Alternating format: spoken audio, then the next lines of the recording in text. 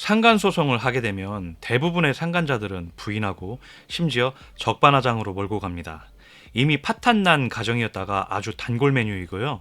빼박 증거 앞에서도 말도 안 되는 논리로 불륜이 아니다 라고 부인하는 상간자들이 아주 고맙게도 대부분입니다. 우리 생각에는 상간소장을 보내면 소장 받고 사과라도 할 줄 알았는데 사과는커녕 오히려 우리를 의부증, 의처증의 파탄난 가정의 주인공으로 몰아갑니다. 이제 열받지 마세요. 오히려 이런 상간자들을 고마워해야 할 판입니다. 왜 그런지, 왜 고마워해야 하는지 한번 알아보시죠.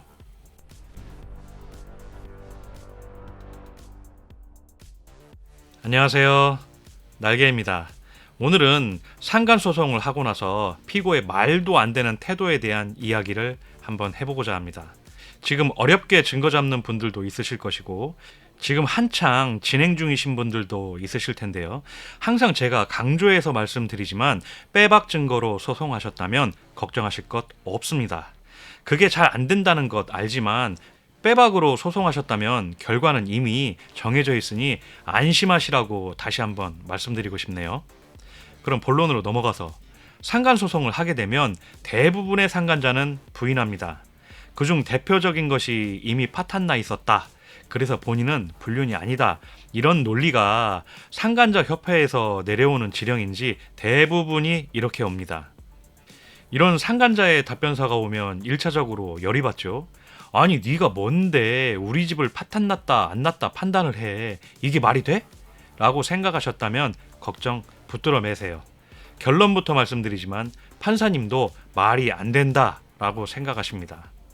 아내바람이면 여러분은 이미 아동학대, 주폭, 학대, 변태, 시댁의 심히 부당한 대우를 받았다라고 써져 올 것이고 남편바람이면 여러분은 게으름뱅이에 SNS 중독에 살림은 뒷전이고 애들은 방치했으며 남편을 그저 돈이나 벌어오는 ATM 정도로 치부했다라고 써져 올 것입니다. 자, 왜 이런 비슷한 답변서가 오는 것일까요? 잘 생각해보면 이런 비슷한 답변서가 오는 것에 대한 원흉은 내 배우자입니다. 내 배우자가 기혼자이면서도 수작질을 하기 위해서 본인의 심각한 결점인 기혼자라는 사실을 희석시키기 위해 무언가 그럴싸한 핑계를 대야 하는데 그게 동정심 유발과 상간자의 우월감을 높여주는 것밖에는 없어요. 나는 가련하고 불쌍한 사람이다. 이런 동정심 어필을 하려면 내 배우자 욕할 수밖에 없는 것이죠. 그러면서 상간자 너는 내 배우자보다 훨씬 낫다 라는 우월감을 계속해서 심어주죠. 상간자는 이런 말을 아주 자주 들으면서 마음이 통할 때쯤이면 상간자들도 그게 사실이라고 믿는단 말이죠. 그러면서 둘이 멀쩡한 배우자 뒷담 하나 하는 한통속이 되면서 강력하게 결집하게 됩니다. 아 그래 100번 양보해서 내가 정말 그랬다고 치자. 지금 당장 혼인관계 증명서 떼보세요. 거기 적힌 법률상 배우자가 누구인가요?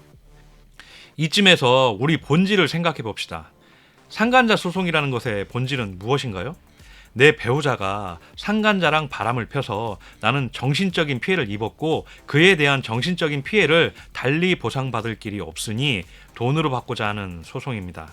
내가 주폭을 했든 게을렀든 아동학대를 했든 이것은 내 배우자와 나와의 일이고 제3자인 상간자 따위가 판단할 게 아니라는 것입니다.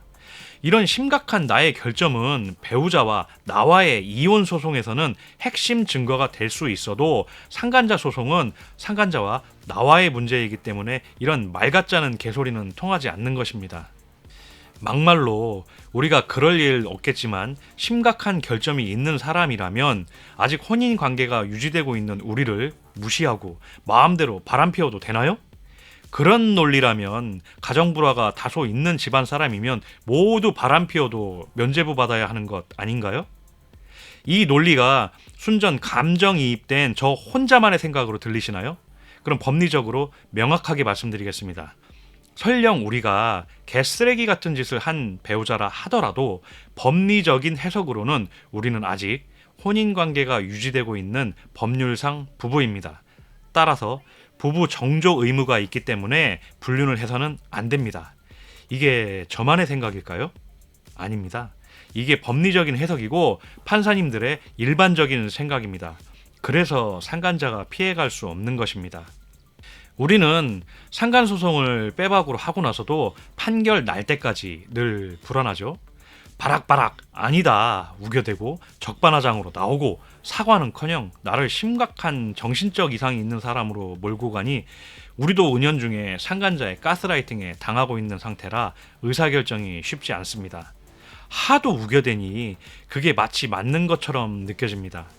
이제는 더 이상 그러지 마세요. 내가 다소 결점이 있었다 하더라도 그게 우리 가정이 파탄났다라고 볼 수는 없는 것입니다. 우리는 상간자가 만약 이렇게 파렴치하게 나오고 적반하장으로 나오면 오히려 고마워해야 합니다. 상간소송에서 우리가 그나마 위안거리가 무엇인가요? 상간자의 사과? 아니요. 변호사 통해 하는 사과가 의미 있을까요? 그리고 그게 진심일까요? 아닙니다. 그건 허울뿐인 면피용 사과이고 이런 사과는 그 진정성을 믿는 분들도 없겠지만 그게 진심도 아닐 것입니다. 우리가 가장 두려워해야 하는 것이 이런 종이 쪼가리로 오는 면피용 사과와 반성입니다. 이걸 왜 두려워해야 하냐면 면피용이든 판결금을 깎으려는 수작이든지 간에 사과를 하면 원치 않게 화해 권고나 조정으로 갈 수도 있고 또 판결금 감액 요소가 될 수도 있습니다. 다시 한번 상간자 소송의 본질을 한번 생각해 보시죠. 상간자 소송이라는 것은 내가 받은 정신적인 피해를 돈으로 받기 위한 소송입니다. 내가 심각한 정신적인 피해를 입었어. 근데 상간자가 판결금을 깎을 수작으로 계속해서 사과를 해. 그리고 심지어 반성문도 써서 냈어. 이런 판사가 어떻게 생각할까요? 모두 다 그런 것은 아니겠지만 판결금 감액 요소로 작용할 수도 있는 것입니다. 따라서 우리는 바락바락 우기고 적반하장으로 나오는 상간자를 두 팔 벌려 환영해야 합니다. 그래 너 그렇게 우겨라. 괘씸죄 걸려서 판결금이라도 더 벗게. 이런 강한 멘탈을 가지시면 됩니다. 괘씸죄까지는 못 바라더라도 최소 판결금 감액 요소는 작용하지 않는 것입니다. 어떤가요? 이제 상간자의 적반하장에 스트레스는 조금 받겠지만 판결금 올라가는 소리가 들리지 않나요? 상간자 소송은요, 판결금 조금이라도 더 받아내는 게 상간자에게 타격을 주는 가장 합리적이며 우아한 방법입니다. 그러니 하세요. 빼박 증거 꼭 잡으시고 할 수 있다면 망설이지 말고 꼭 하세요. 오늘의 방송은 이것으로 마치겠습니다. 상간자 소송 참 스트레스 받는 어려운 길입니다. 저의 이러한 영상이 조금이라도 마음의 위안이 되었으면 좋겠다라는 마음에 제작해봤습니다. 모쪼록 앞으로는 행복한 일만 생기시길 기원합니다. 감사합니다. 날개였습니다.